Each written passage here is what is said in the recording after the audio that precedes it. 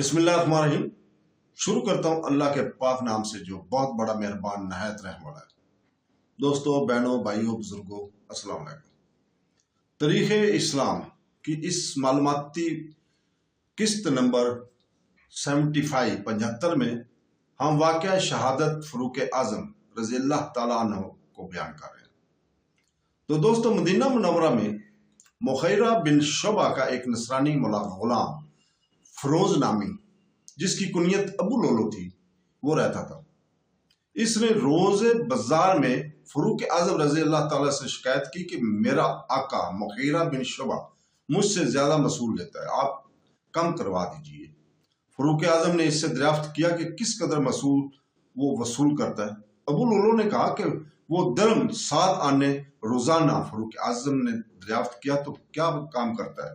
اس نے کہا کہ آہنگری، نقاشی اور نجاری۔ آپ نے فرمایا کہ ان صنعتوں کے مقابلے میں یہ رقم زیادہ نہیں ہے۔ یہ سن کر ابو لولو اپنے دل میں سخت ناراض ہوا، اور فاروق اعظم نے پھر اس سے مخاطب ہو کر کہا کہ میں نے سنا ہے تو ایسی چکی بنانا جانتا ہے کہ جو ہوا کے زور سے چلتی ہے، تو مجھ کو بھی ایسی چکی بنا دے۔ اس نے جواب میں کہا کہ بہت خوب، میں ایسی چکی بنا دوں گا کہ جس کی آواز اہل مغرب اور مشرق سنیں گے۔ دوسرے دن نماز فجر کے لیے لوگ مسجد نبوی میں جمع ہوئے۔ ابو لولو ایک خنجر لیے ہوئے مسجد میں داخل ہو گیا۔ جب نماز کے لیے صفیں درست ہوگی اور فاروق اعظم رضی اللہ تعالیٰ عنہ امامت کے لیے آگے بڑھ کر نماز شروع کر چکے تو ابو لولو نے، جو مسلمانوں کے ساتھ صف اول میں کھڑا تھا، نکل کر فاروق اعظم پر خنجر کے 6 وار کیے، جن میں ایک وار ناف سے نیچے پڑا۔ فاروق اعظم رضی اللہ تعالیٰ نے فوراً حضرت عبد الرحمن بن عوف کو کھینچ کر اپنی جگہ کھڑا کر دیا اور خود زخموں کے صدمہ سے بے ہوش ہو کر گر کے پڑے۔ حضرت ابو عبد الرحمن بن عوف نے لوگوں کو اس حالت میں نماز پڑھائی کہ فاروق اعظم رضی اللہ تعالیٰ زخمی سامنے پڑے تھے۔ ابو لولو اپنا وار کر کے مسجد نبوی سے بھاگا۔ لوگوں نے اس کی پکڑنے کی کوشش کی، اس نے کئی شخصوں کو زخمی کیا اور کلیب بن ابی بکر کو شہید کر دیا۔ بالآخر گرفتار کر لیے گئے، لیکن اس نے گرفتار ہوتی خودکشی کر لی۔ نماز فجر پڑھ لینے کے بعد لوگ فاروق اعظم کو مسجد سے اٹھا کر ان کے گھر لائے۔ انہوں نے ہوش میں آتے ہی سب سے پہلے یہ دریافت کیا کہ میرا قاتل کون تھا۔ لوگوں نے ابو لولو کا نام بتایا تو آپ نے فرمایا کہ اللہ کا شکر ہے کہ میں ایسے شخص کے ہاتھ سے نہیں مارا گیا جو اپنے آپ کو مسلمان کہتا ہو، یا جس نے اللہ کو ایک سجدہ بھی کیا ہو۔ آپ کی زندگی سے مایوسی ہوئی اور عرض کیا کہ جس طرح حضرت ابو بکر صدیق نے آپ کو اپنا جانشین مقرر فرمایا دیا تھا، آپ بھی کسی کو اپنا جانشین مقرر فرما دیں۔ آپ نے عبد الرحمن بن عوف، حضرت سعد بن ابی وقاص، حضرت زبین بن علوم، حضرت طلحہ، حضرت علی رضی اللہ تعالیٰ عنہ، حضرت عثمان بن عفان کو طلب فرمایا۔ حضرت طلحہ مدینہ منورہ میں تشریف نہ رکھتے تھے۔ فاروق اعظم نے 5 آدمیوں سے مخاطب ہو کر فرمایا کہ 3 روز تک طلحہ کا انتظار کرنا۔ اگر وہ 3 روز تک آ جائیں تو ان کو بھی اپنی جماعت میں شامل کرنا، اور 3 روز تک نہ آئیں تو پھر تم 5 آدمی ہی مشورہ کر کے اپنے آپ میں سے ایک کو اپنا امیر بنا لینا۔ اس کے بعد آپ نے اپنے بیٹے عبداللہ بن عمر کو بلا کر کہا کہ اگر لوگ خلافت و امارت کے انتخاب میں اختلاف کریں تو تم کثرت کے ساتھ کھڑا ہونا، اور اگر فریقان برابر تعداد کے ہوں تو تم اس گروہ میں شامل ہونا جس میں عبد الرحمن بن عوف شامل ہیں۔ پھر ابو طلحہ انصاری مقداد بن اسود رضی اللہ تعالیٰ عنہ کو بلا کر حکم دیا کہ جب یہ لوگ خلیفہ کا انتخاب و تقرر کی غرض سے ایک جگہ مشورہ کرنے کو جمع ہوں تو تم دونوں دروازے پر کھڑا رہنا اور کسی کو ان کے پاس نہ جانے دینا جب تک کہ وہ مشورے سے فارغ نہ ہو جائے۔ پھر آپ نے مذکورہ بالا حضرات کو مخاطب کر کے فرمایا کہ جو شخص خلافت کے لیے منتخب ہو، اس کو وصیت کرتا ہوں کہ وہ انصار کے حقوق کا بہت خیال رکھے، کیونکہ وہ لوگ ہیں جنہوں نے حضرت صلی اللہ علیہ وسلم کی مدد کی۔ مہاجرین کو اپنے گھروں میں ٹھہرایا، انصار تمہارے محسن ہیں، ان کے ساتھ تم کو احسان کرنا چاہیے، ان کے خطا و لغش سے حتی المکان درگزر اور چشم پوشی اختیار مناسب ہے۔ تو ان میں سے جو شخص خلیفہ منتخب ہو، اس کو مہاجرین کا بھی پاس اور لحاظ رکھنا چاہیے، کیونکہ یہی لوگ مادہ اسلام ہیں۔ इस तरह ज़मीनों का भी पूरा ख्याल रखना, इनके साथ अल्लाह और रसूल की जिम्मेदारी को कमा हक़ महफूज रखना। इन ज़मीनों से जो वादा किया जाए इसको जरूर पूरा किया जाए, इनकी दुश्मनों को दूर किया जाए, इनकी ताकत से ज्यादा इनको तकलीफ न दी जाए। फिर अपने बेटे हजरत अब्दुल्ला बिन उमर को बुलाकर हुक्म दिया कि हजरत आयशा रजी अल्लाह ताला के हुक्म में खिदमत में जाओ और हजरत अबू बकर सिद्दीक के पहलू में दफन किए जाने की इजाजत हासिल करो। वो हजरत आयशा सिद्दीका की खिदमत में हाजिर हुई और फरूक आजम की इल्तिजा पेश की। हजरत आयशा सिद्दीका ने फरमाया कि ये जगह मैंने अपने लिए तजवीज़ की थी, लेकिन अब फरूक आजम रज़ी अल्लाह ताला को अपनी ज़ात पर तरजीह देती हूँ, इनको ज़रूर इस जगह दफन किया जाए। ये खबर जब हजरत अब्दुल्ला ने फरूक आजम को सुनाई तो वो बहुत खुश हुए और फरमाया कि मेरी सबसे बड़ी मुराद बराई 4 शबा 27 जुल्हज सन 27 हिजरी को आप जख्मी हुए और यकम मुहर्रम सन 24 को हफ्ता के दिन फौत होकर मदफून हुए। 10.5 बरस खिलाफत की नमाज जनाजा हजरत साहिब ने पढ़ाई। हजरत उस्मान गनी, हजरत अली, हजरत जुबैर, हजरत अब्दुर्रहमान बिन औफ और हजरत अब्दुल्ला बिन उमर ने कब्र में उतारा। फरूक आजम रज़ी अल्लाह ताला का पहला निकाह जमाना जाहिलियत में ज़ैनब बिन मगलूब बिन हबीब बिन वाब बिन खज़ाफा बिन जमा से हुआ था, जिनके बदन से अब्दुल्ला, अब्दुर्रहमान, अकबर और हजरत हफ्सा रज़ी अल्लाह ताला अन्हु पैदा हुई। ज़ैनब मक्का में ईमान लाई और वहीं फौत हुई। ये उस्मान बिन मज़लूम की भी बहन थी जो अव्वल अल मुस्लिमीन थे और जिनका इस्लाम लाने वालों में 14वां नंबर था।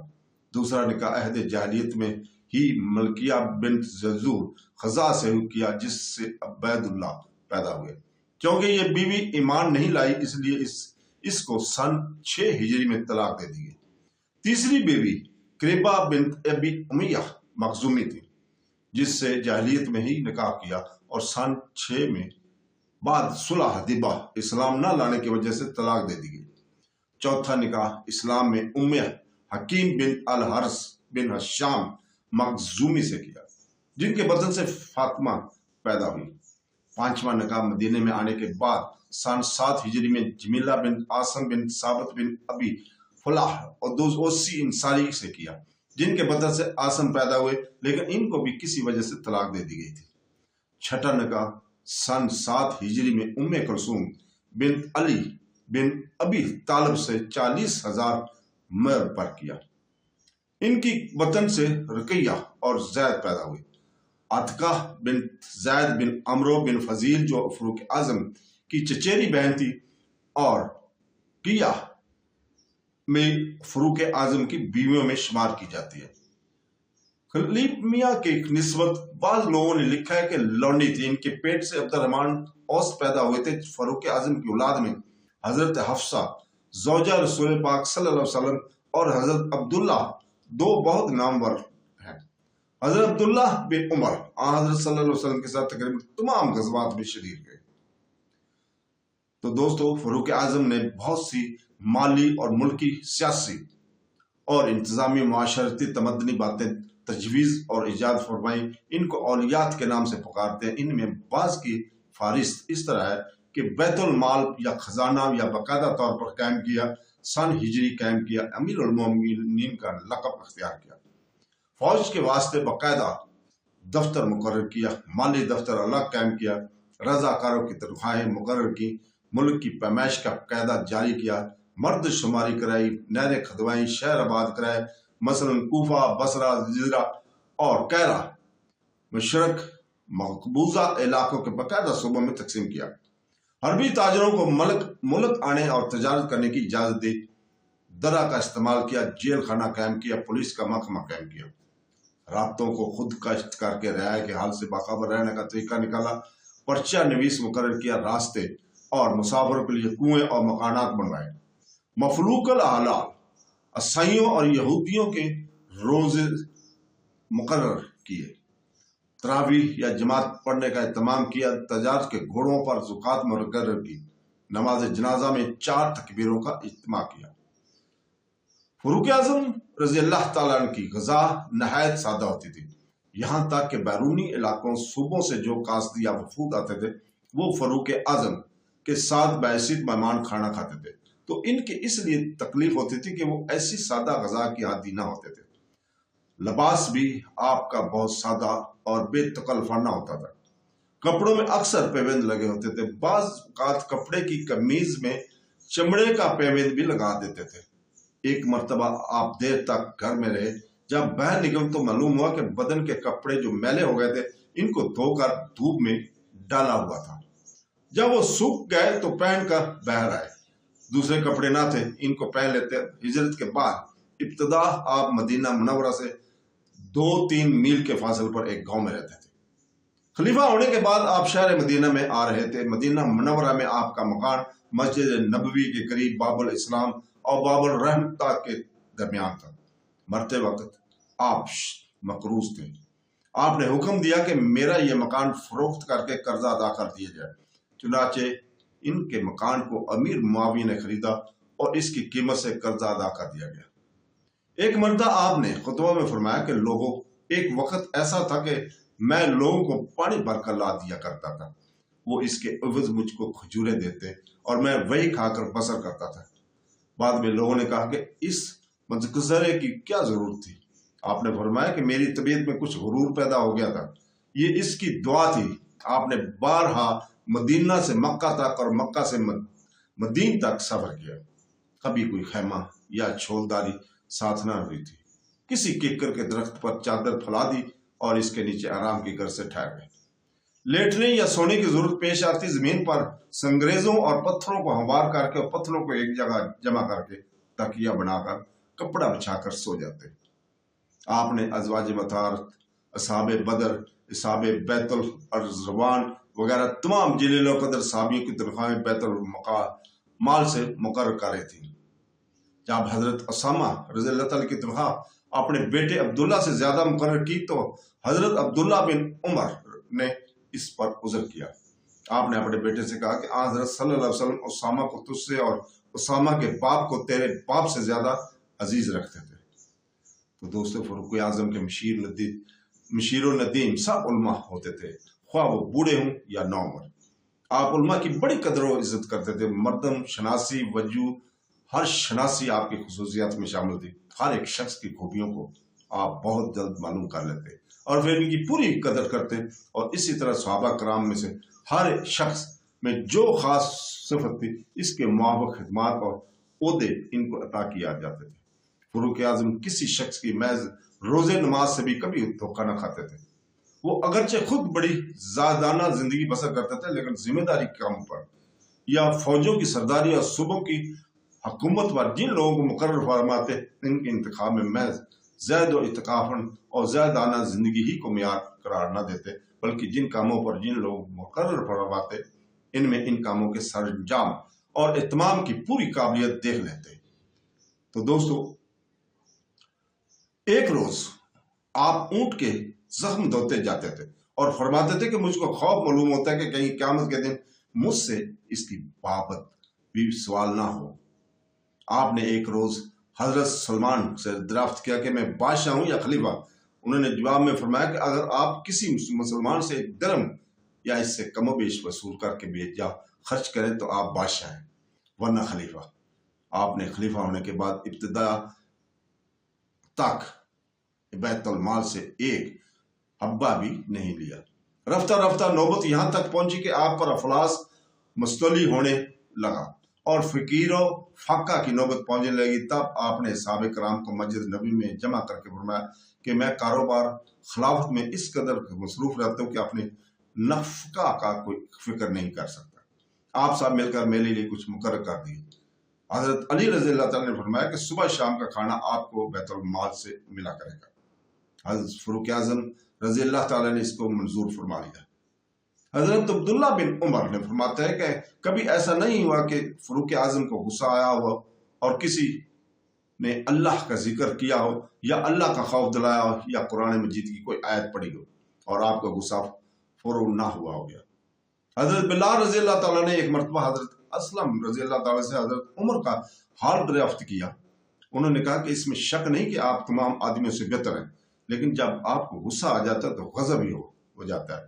حضرت بلال نے کہا کہ اس وقت تم کوئی آیت کیوں نہیں پڑھ دیا کرتے کہ سارا غصہ جاتا رہے۔ حضرت عبداللہ بن عمر روایت کرتے ہیں کہ فاروق اعظم نے ایک حصہ فوج پر ساریہ نامی ایک شخص کو سپہ سالار بنا کر بھیجا تھا۔ ایک روز خطبہ میں آپ نے 3 مرتبہ بلند آواز سے فرمایا کہ اے ساریہ، پہاڑ کی طرف جا۔ چند روز 1 ماہ بعد ایک ایلچی آیا اور اس نے جنگ کے حالات سناتے ہوئے کہا کہ ہم کو شکست ہوا چاہتی تھی کہ ہم نے 3 مرتبہ کسی شخص کی آواز سنی کہ ساریہ، پہاڑ کی طرف جا۔ چنانچہ ہم نے پہاڑ کی طرف رخ کیا اور اللہ تعالیٰ نے ہمارے دشمنوں کو شکست دی۔ جس روز خطبہ میں فاروق اعظم رضی اللہ تعالیٰ نے یہ الفاظ فرمائے تھے، اس روز لوگوں نے کہا کہ آپ یہاں ساریہ کو پکار رہے ہیں، وہ تو نہاوند کے مقام پر کفار کے مقابلے میں مصروف ہے۔ تو آپ نے فرمایا اس وقت میں نے ایسا ہی نظارہ دیکھا کہ مسلمان مصروف جنگ میں اور پہاڑ کی طرف متوجہ ہونا ان کے لیے مفید ہے، لہذا بے ساختہ میری زبان سے یہ الفاظ نکل گئے۔ جب ساریہ کا خط اور ایلچی آیا، ٹھیک جمعہ کے روز عین نماز وقت کے اسی تاریخ کا واقعہ اس خط میں لکھا تھا اور ایلچی نے زبانی بھی بیان کیا تھا۔ ایک مرتبہ حضرت عبد الرحمن بن عوف نے فاروق اعظم سے کہا کہ لوگ آپ سے بہت ڈرتے ہیں تو آپ کی طرف نگاہ اٹھا کر بھی نہیں دیکھ سکتے اور آپ کے سامنے لب ہلا سکتے ہیں۔ فاروق اعظم نے فرمایا کہ واللہ، جس قدر یہ لوگ مجھ سے ڈرتے ہیں اس سے زیادہ میں ان لوگوں سے ڈرتا ہوں۔ فاروق اعظم نے صوبوں کے عالموں اور گورنروں کو حکم دے رکھا تھا کہ ایام حج میں سب آ کر شریک حج ہوں۔ آپ خود بھی ہر سال حج کو جاتے تھے۔ عاملوں کی شریک حج کرنے میں ایک خاص مسلط یہ تھی کہ حج کے موقع پر ہر ملک کو ان نے عمل میں اگر کوئی نقص دیکھتے ہیں تو اس کی شکایت کریں اور اس وقت اس عمل سے بھی جو وہاں موجود ہو جواب طلب کیا جا سکے۔ اس طرح عاملوں کو اپنی عزت پہچان کو بہت خیال رکھتا تھا کہ ذرا سی بھی لغزش ہوگی تو حج کے مجمع عام بڑی فضیلت اور رسوائی ہوگی۔ تو دوستو، اس کے ساتھ ہی ہم اجازت چاہتے ہیں، کل تک کے لیے اللہ حافظ۔